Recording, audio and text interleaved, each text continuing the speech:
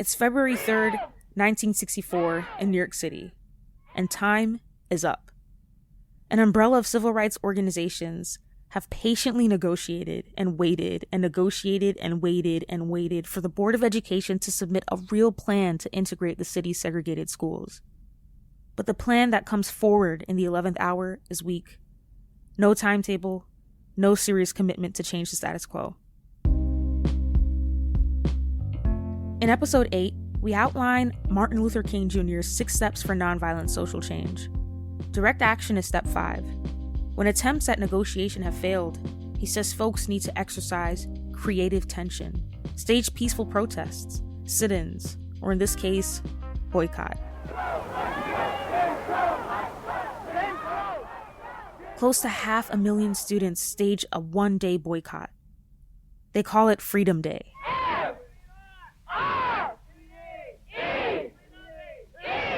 It's almost twice the size of the March on Washington, the single largest demonstration of the civil rights era. A crucial piece of history that neither I nor many of my peers learned about in high school. Nearly 6 decades later, segregation is still a defining feature of New York City schools. In 2021, the UCLA Civil Rights Project ranked New York schools as the most racially segregated in the country. So to begin Black History Month, we turn our attention to this entrenched issue. You're listening to the Miseducation podcast. I'm your host, Sabrina Duquesne. This month, we're exploring past civil rights struggles in the New York City education system and how they inform our present. We start today with a speech by a civil rights leader who you've probably never heard of.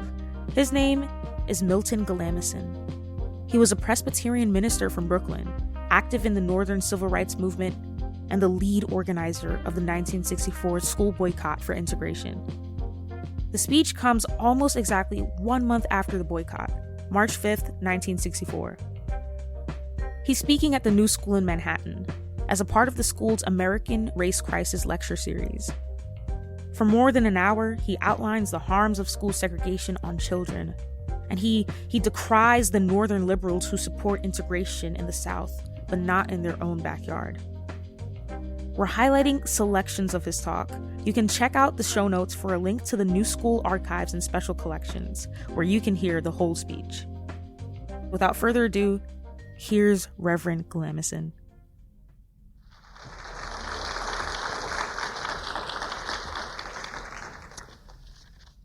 Thank you very much, kind sir, and good evening, ladies and gentlemen. The current struggle to effect revolutionary changes in the urban school system must be undergirded by a philosophy. Because of the infinite possibilities of children, their cause must be counted higher than all causes. It must be realized that within the framework of a segregated education, both white and Negro children are crippled emotionally, mentally, and irreparably. Segregated education both undermines our democratic way of life at present and impairs the possibility for democratic living in the future.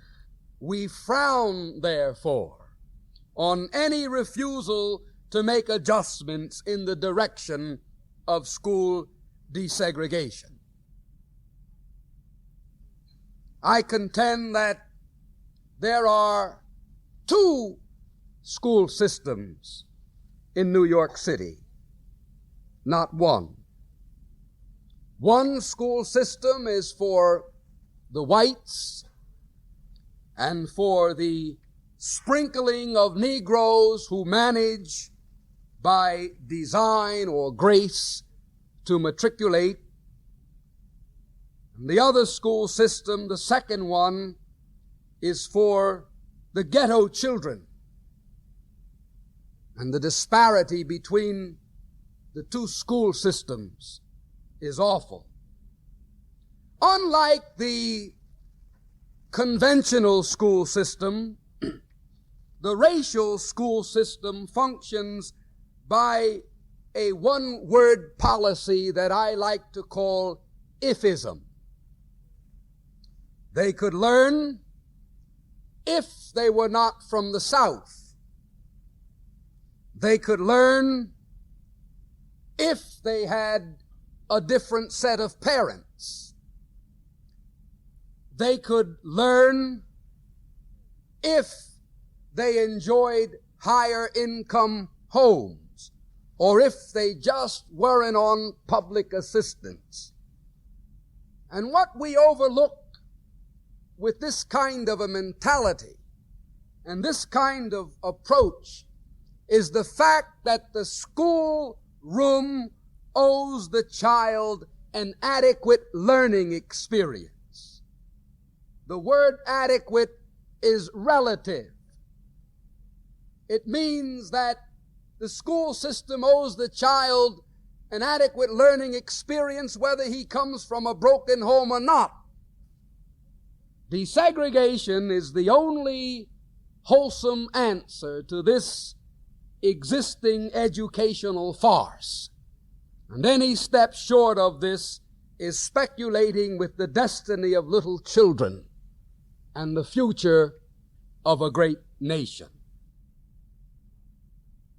Another major obstacle we face is the astounded northern white. Somehow it was easy to be liberal and generous toward the Negro when he was fighting to ride a bus in Montgomery, Alabama, or to sit at a lunch counter in Atlanta, Georgia. Every time I talk about the bus business in Montgomery, I think about the Negro preacher who wouldn't participate in the effort to break down segregation in the buses because he said, what difference did it make where you sat in the bus? The back got there at the same time as the front. Isn't that rationalization? It was easy to sympathize with the Negro when he sought integration in Little Rock, or when he stood unadmitted at the door of a segregated Southern university. But whites who shed tears of anguish over the Negro's struggle for equality in the South, and who sent generous checks to support the Southern civil rights movement, now find themselves confronted with the need to remedy an inequity they pretended did not exist in the North. The northern white has at last been forced to look at himself. He does not like what he sees. And in spite of rationalizations about de facto segregation as over against de jure, and countless rehearsed responses to explain away his guilt, the northern white stands in our city today condemned by his own conscience. There's an eye disease called presbyopia. It bothers me because it sounds like Presbyterian. Nothing to do with Presbyterian. And those who suffer from this eye disease have a rare capacity to see things clearly at a great distance, but are unable to exercise normal vision at close range. With presbyopia, I could read that sign at the back of the door on the fire exit, but might not be able to read this manuscript in front of my face. Don't you see? And it's not necessary to be an ophthalmologist to understand the ramifications of this perverted vision when applied to the social scene. It makes possible the existence of metropolitan monstrosities like New York, Chicago, and Los Angeles, while the nation claims that the South has a priority on bigotry. Probably the most caricatured issue of the current dispute is that of busing. And let me add here, in the event that I forget, that the most hysterical and agitated situation that we have witnessed around integration involved no busing at all. It took place in the Jackson Heights, Corona East Elmhurst community, where the two schools to be integrated were only 6 blocks apart, and you never heard so much furor. In many rural and suburban communities, consolidated schools exist to which children travel great distances for the purpose of quality education. In fact, I understand that 80% of the buses built in the United States are school buses. And in light of this, one remains unconvinced that the current hysteria is based on an aversion to busing. What is really being opposed is the busing of white children to achieve integration. The very refusal to transport white children while Negro children are being transported is an expression of race supremacy.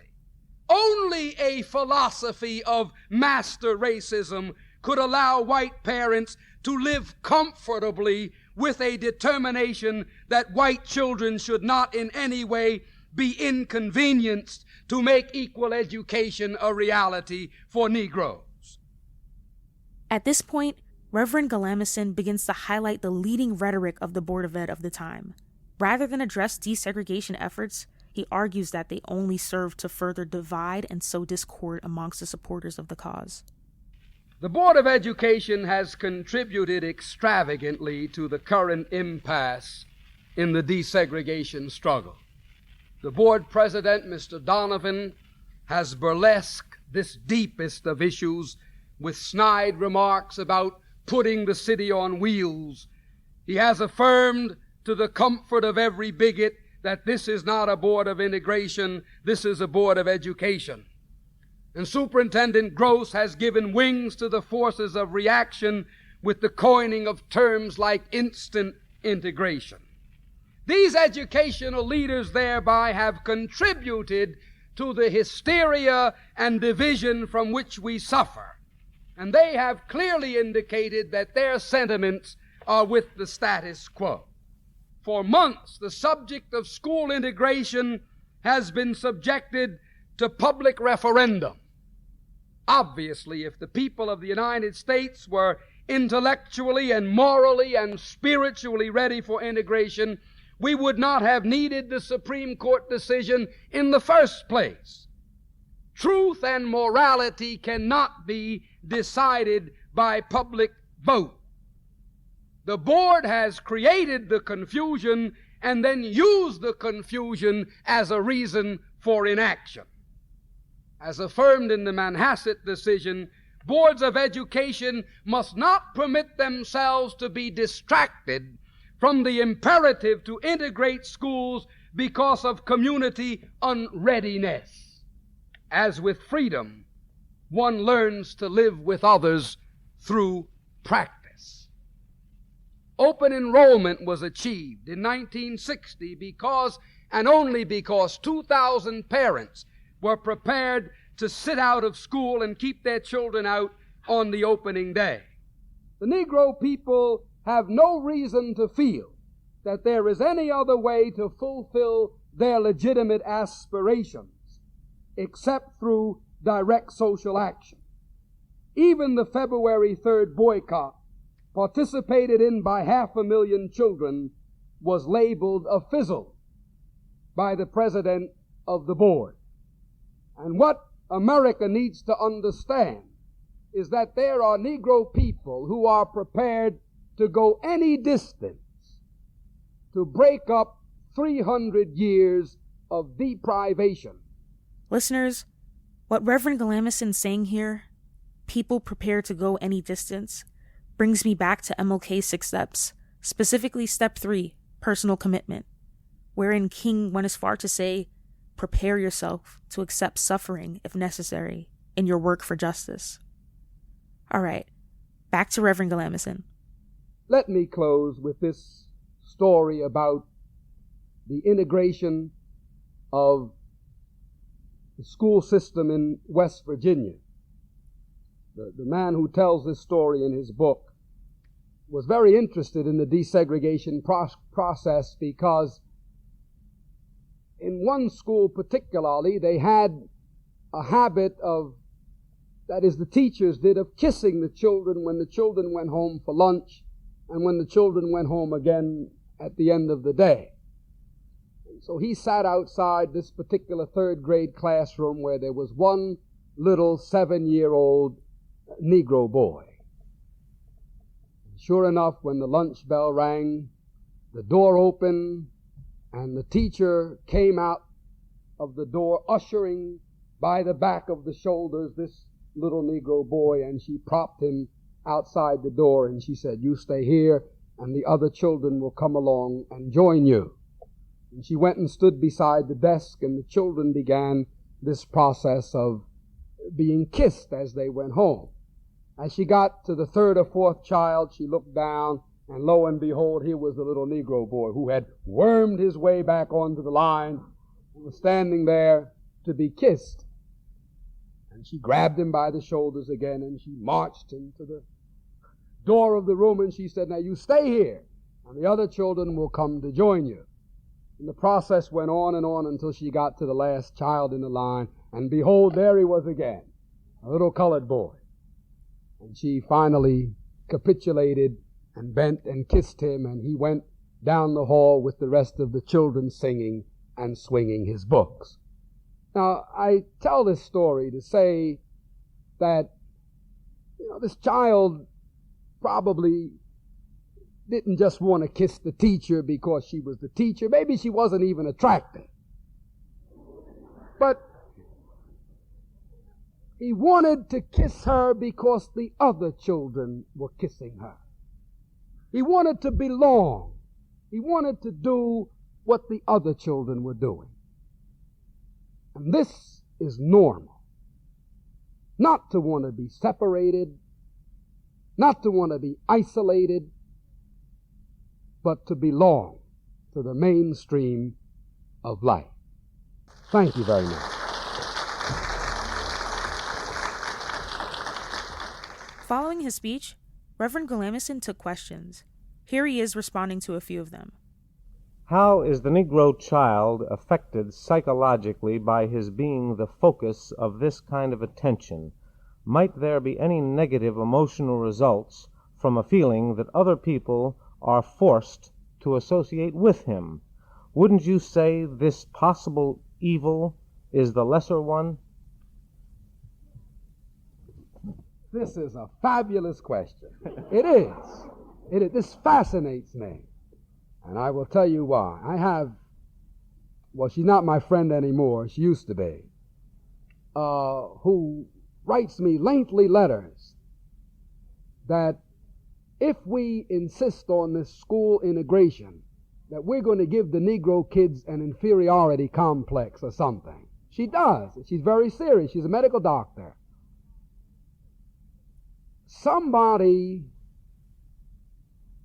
One of these people, Dr. Conant, has achieved a colossal and malevolent brainwashing in convincing some Negro people that those Negro people who want integration and who want to join the mainstream of American life and who want to take their place in American society and who want to fulfill the American dream and the best ideals of democracy have an inferiority complex.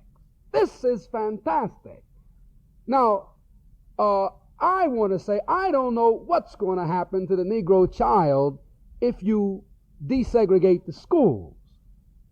But we have to face realistically what's happened to him because we have not desegregated the school. And the whole Supreme Court decision, which reads like a psychological and sociological document more so than like a legal document, points to this, that the Negro child is being emotionally and mentally and irreparably destroyed in the system as it is. We will only be able to, know what can happen to him in a different kind of a situation when we set it up. And I would like that we set it up so that we can see. If it's worse, we'll come back this way. This is to Reverend Galamison. Unless you are proposing to bus white children to the ghetto schools, which by your own admission are inferior, how will you integrate these ghetto schools? That's the first part of this double barrel.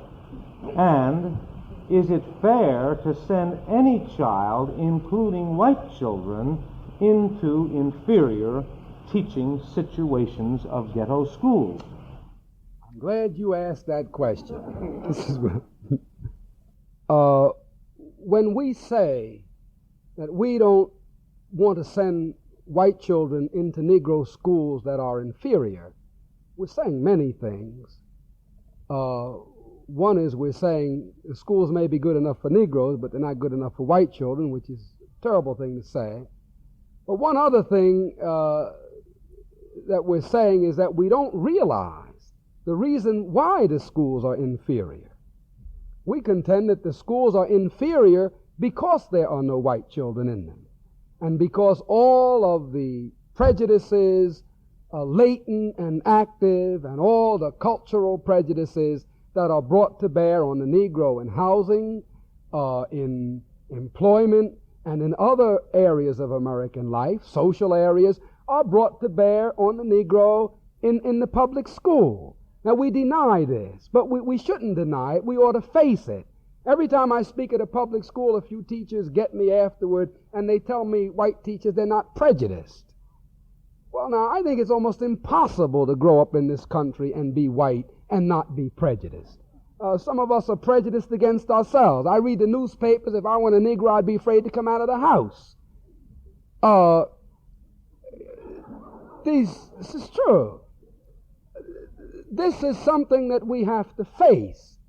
So if we had integrated schools, these features and factors would not be brought to bear on the school. The whole school system would be transformed. The minute you put white children in a school in Bedford-Stuyvesant area, for example, all the winos that hang out on Fulton and Marcy would be gone. All the problems in the streets would disappear. All the conditions surrounding the school would be taken care of, and the things in the school would be almost completely transformed. Now, this is a terrible thing to say, but it's true. And white people need to realize that this is so. And because this kind of indifference exists toward the Negro community. Jacob Greenberg, I think his first name was Jacob Greenberg, the late Jacob Greenberg, who was the deputy superintendent for a while to Theobald and to Jansen, told me that he went to do a study in Harlem about 35 years ago. And he came back to the Board of Education with a report that, I don't want to exaggerate, but I think the figure was 900, that there were 900 classrooms uncovered in Harlem. Now you multiply 900 by about 30 kids, and the president of the Board of Education sat in the board meeting and tore up that report in his face and threw it in the wastebasket, and that nothing was done about it. Now, this may be extreme, but it is symptomatic of what has been a lack of concern for the Negro school and for the education of the Negro child. These things would not happen, and these conditions would not exist if white children were in these schools. Because, number one, white parents wouldn't let them happen. And number two, the schools would not suffer from the attitudes which are brought to bear on an exclusive Negro group.